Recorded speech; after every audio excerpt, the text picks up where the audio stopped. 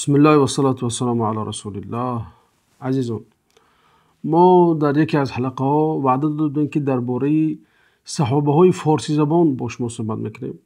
یکی از اونها سالم مولا ابی حذیفه یا سالم وابسته ابی حذیفه را اطرافش صحبت کردیم که اولین قاری قرآن بود یا یکی از 4 نفری که پیامبر توصیه کرده بودند که از اونها قرآن گرفته شود. امروز هم باشد درباره اولین پادشاه عجمی که اسلام آورد، البته از مردم فارس و تاجیک بود، یعنی که فارسی زبان بود. خب در اطراف او صحبت خواهیم کرد. پیامبر علیه السلام پادشاهایی که در روزگار خودشان بود برای آنها نامه نوشتند و از جمله به شاه فارس. پیامبر توسط عبدالله بن حذافه به خسرو پرویز نامه خود را فرستادند. عجایب کار این است که وقتی که عبدالله بن حذافه رفت، پردهدارش، یعنی که همون شخصی که در دستگاه خسرو پرویز بود، نگذاشت که نام رو به نزدیکی در آورد. گفت که من میگیرم، خودم میدارم. اما عبدالله بن حذافه گفت که نه، من پیامبر امر کردن که باید به دست خود شاه ده همین چیزا. خب دیگر گذاشتن، در اومد نزد خسرو پرویز. بعد اون نامه رو کشاد و شروع کرد به خواندن. و وقتی که نامه رو شروع کرد، اون گفت که از محمد رسول الله به خسرو پرویز شاه ایران، یعنی که به شاه ایران خسرو پرویز. یعنی که همین که این عباره رو خسرو پرویز شنید، از جایش از تختش فرامد، قهرش کرد، خشمگین شد، گرفت همون نامه‌ای که پیامبر فرستاده بودن در آن. گفت که شما از کی باز رعیت من میشوید و باز نام خودتون از نام من پیش مینویسید؟ یعنی به عباره دیگه گفت که کی است و محمد تو که اومد اینجا نام خودش از نام من پیشتر نوشته است؟ یعنی که به یک کبر و به یک غرور و نه عرف و عادت‌های دیپلماتی را رعایت کرد، نه مهمان نوازی را، نه یک اخلاق و آداب را رعایت نکرد و برآمد و نامه پیامبر علیه السلام درون. عبدالله بن حذافه هم دیگه وظیفه خودش ادا کرده بود. اون که خیلی که پیامبر گفتن رفت، نامه رو داد، پیشوای خواند و گرفت درون. دیگر این وظیفه عبدالله بن حذافه تمام شده بود. خب همینطور آمد و خسرو پرویز با نماینده ایران یا اینکه استاندار ایران در یمن که شخصی به نام بازان بود، با این نامه نوشت. گفت که یک شخصی برآمده است که در فلان جای نیم جزیره است و دعوای پیامبری دارد و به من نامه نوشته است و بی‌آدابی کرده است و نام خودش از من پیش گرفته است و دستگیر کن برای من فرست. خب بازان هم به امرش خسرو سرخم کرد و 2 نفر یا یک چند نفر رو فرستاد که مشهورترین اونها بین اونهایی که رفتن برای دستگیر کردن، یکی نامش بابوای هست، نام دیگریش آبویون یا اینکه خسرو است. خب این 2 نفر آمدن به مدینه. وقتی که در راه می آمدن، در طایف اونها رو عرب های مشرک طایفی داشتن، شاید خواستن غارت کنن، شاید یکان نامعقولی کنن که اینا گفتن که ما نماینده شاه ایران هستیم، آمدیم تو اینکه محمد دستگیر کنیم. که دیگر رو کافری هم خرسان شدن، گفتن که انا دیگر ما خلاص میشیم محمد و خرسندی کردن. همونجا دیگه آواز دروازه کردن که شاه ایران دیگر در فکری نابود کردن این دین محمد است.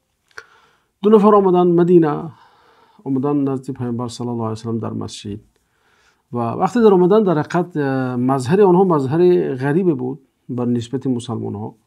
پیامبر علیه السلام دیدن که اونها ریشاشون تراشیدگی است و مولبای غفص دارن.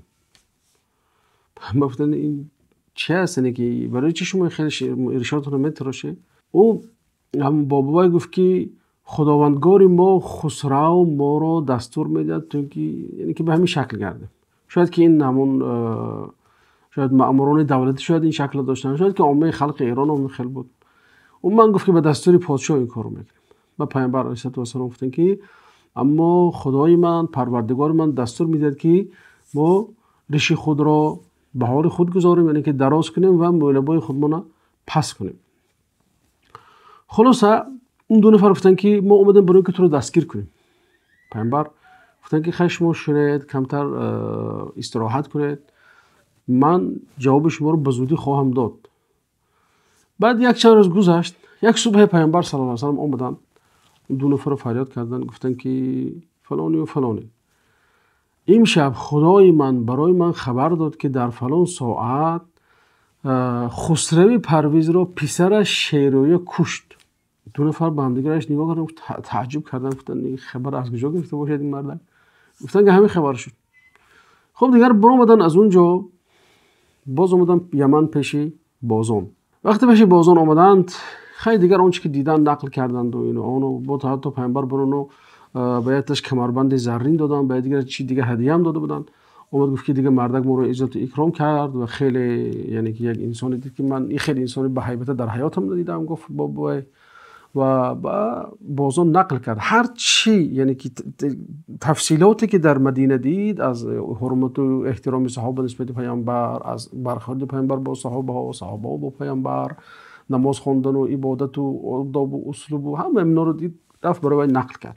بازون بعد وقتی که گفتن که امشب شیر و یه پدرش رو کشته است، بازون گفت که خیلی دیگه مرده که پخته بود، خیلی زیرک بود. گفت که ما این شب خب می نشینیم منتظر خبر میشیم، اگر همون گفتی محمد درست آمد، یعنی که همون تاریخ رو دیگه نوشته بودن که فلان روز فلان ساعت پرویز شیروی کشته است، اگر راست اومد در حقیقت مردک رسول خدا است، اگر دروغ باشد دیگر حوالش با خدا هست. ما میریم همون وظیفمون رو اجرا میکنیم، دستگیر میکنیم و یا به فورس میفرستیم.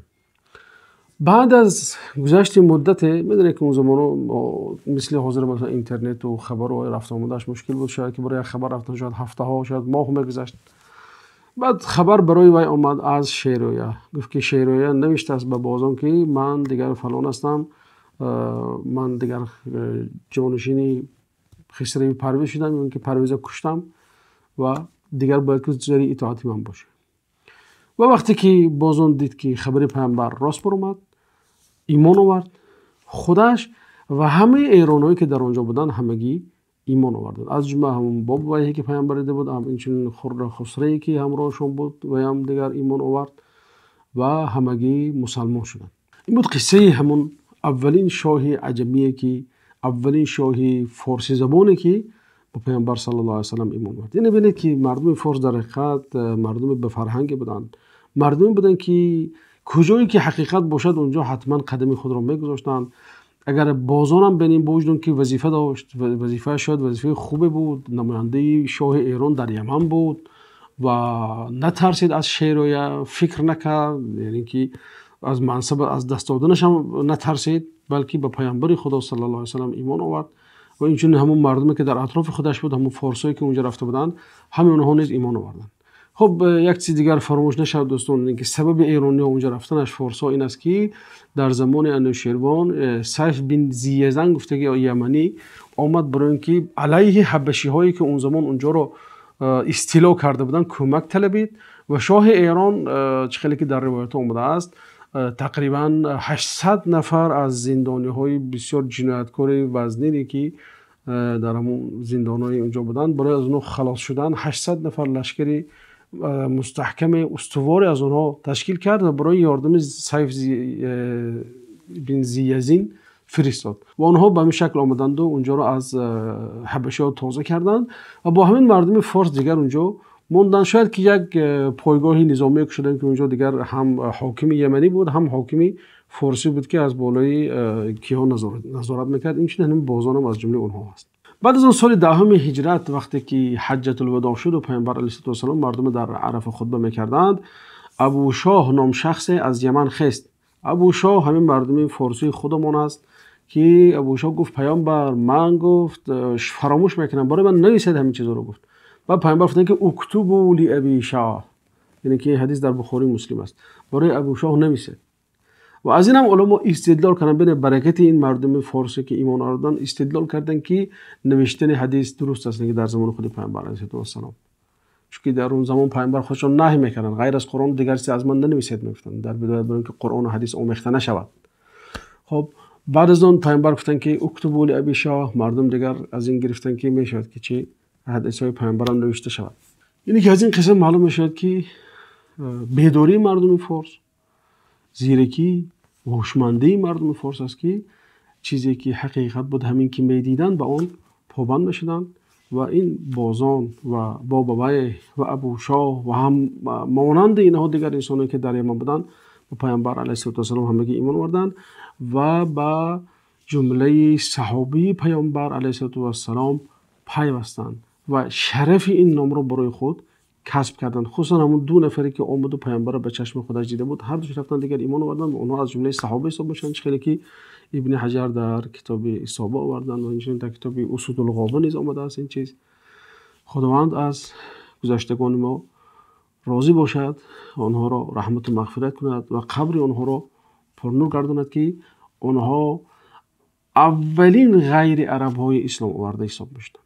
اولین قومی که به اسلام پیوست این مردم فارس بودند که این برای ما یک شرف است که مردم ما اولین مردمی هستند که بعد از عرب ها به اسلام شرف یاب شدند. یعنی که بین اونها زندگی کرده مردم ما اولین انسانی بودند که به اسلام شرف یاب شدند.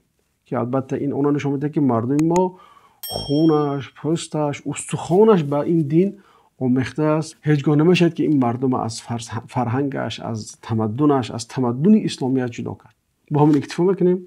باز انشاءالله یک چند نفر دیگر از صحابه های فارسی زبان پیامبر هستند که باز در حلقه آینده در اطراف آنها صحبت خواهیم کرد.